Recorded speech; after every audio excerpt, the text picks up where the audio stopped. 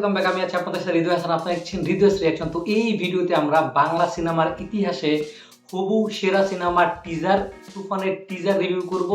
তো কি কি ছিল এই তুফানে, তার আগে কয়েকটা জিনিস আপনাদেরকে দেখাই। এখানে আপনারা কি দেখতে পাচ্ছেন? এখানে আমরা অ্যাক্টিং দেখতে পাচ্ছি। এখানে আপনারা কি দেখতে পাচ্ছেন? এখানে আমরা অ্যাংরি ইয়াং ম্যানকে দেখতে পাচ্ছি।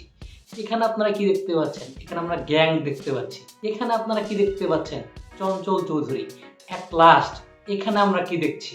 সুপারস্টার কিং খান শাকিব খান। মানে কি নেই এই টিজারে? একে বলে মাস কমার্শিয়াল সিনেমা, যেটা রায়হান রাফি বানিয়েছে। মানে কি কি নেই, প্রত্যেকটা এলিমেন্ট সে এখানে ভরপুর দিয়ে দিয়েছে। মানে মানুষ যেটা চায়, মানুষ শাকিব খানের কাছে যেটা চায়, বাংলা অডিয়েন্স বাংলা সিনেমার কাছে যেটা চায়, মাস হার্ডকোর কমার্শিয়াল সিনেমা, যেখানে সোয়াগ থাকবে, অ্যাকশন থাকবে, অ্যাক্টিং থাকবে, পাগলামো থাকবে, ভায়োলেন্স থাকবে, এবং বাংলার কিং খান শাকিব খান এবং চঞ্চল চৌধুরী থাকবে।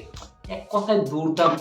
এই টিজারের শুরু থেকে শেষ পর্যন্ত যেভাবে ডিজাইন করা হয়েছে, যে যে এলিমেন্টসগুলো এখানে ইউজ করা হয়েছে, যেভাবে শাকিব খানকে দেখানো হয়েছে, যে শুরু থেকে শেষ পর্যন্ত শাকিবের এক্সপ্রেশন দেখুন, তার ডায়লগ ডেলিভারি দেখুন, সে যে ডায়লগগুলো দিচ্ছে, পাঞ্চ লাইনগুলো বলছে, এবং এখানে বিষয়টা সে এতটাই পাওয়ারফুল। আপনি যদি পুরো টিজারের শাকিব খানের ভয়েস ওভারটা শুনেন, সে কিন্তু এটা আদালতে গিয়ে লেখাচ্ছে, একটা দলিল বানাচ্ছে যে তুফান যা খুশি তাই করতে পারবে, যা তার মন চাবে তাই সে করতে পারবে, না হলে মানে কি হবে সেটা আমরা টিজারে দেখতে পেয়েছি। এখানে শাকিব খানের লুকস দুর্দান্ত, অভিনয় মানে মাইন্ড ব্লোয়িং, তার ডায়লগ ডেলিভারি দেখুন কিভাবে সে ভয়েসটা দিচ্ছে।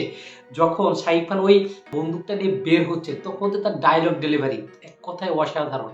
আর রায়হান রাফি এই সিনেমাটি এত সুন্দর করে বানিয়েছেন, মানে আমরা 90 দশকে গ্যাংস্টার দেখতে পাবো, এরকম একটা সিনেমা যেখানে আপনি সব কিছুই পাবেন। এবং শেষে চঞ্চল চৌধুরীর যে মানে ক্যামিওটা, এবং সে যে ডায়লগটা দিচ্ছে, তুফান ভয় পাইছিল, মানে কি ছিল এটা।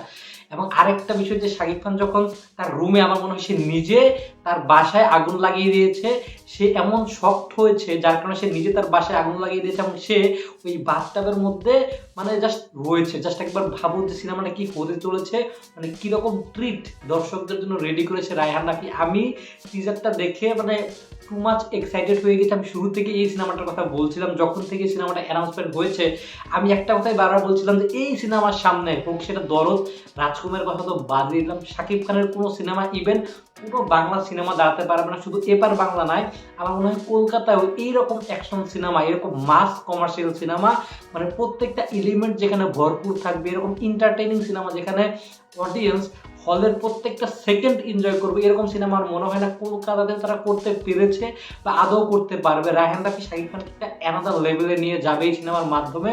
তো আমি শিওর যে কোরবানির ঈদে মানে পরিবেশের অবস্থায় যাই থাকুক না কেন, সিনেমা হলে তুফান আসবে, সুনামি আসবে, এবং সেটা 1 মাস 2 মাসে থামবে না। আমার মনে হয় এটা চলতেই থাকবে।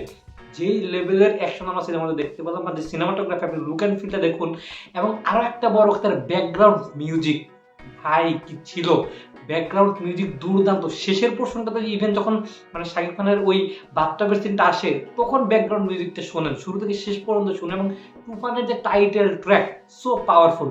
আমার কাছে এই টিজারটা শাকিব খানের ইতিহাসের সেরা টিজার লেগেছে, বাংলা সিনেমার ইতিহাসে সেরা টিজার লেগেছে। এক কথায় দুর্দান্ত। হোক সেটা কেজিএফ এর সাথে মিল, হোক সেটা অ্যানিমালের সাথে মিল, হোক সেটা এটার সাথে মিল, আই ডোন্ট কেয়ার।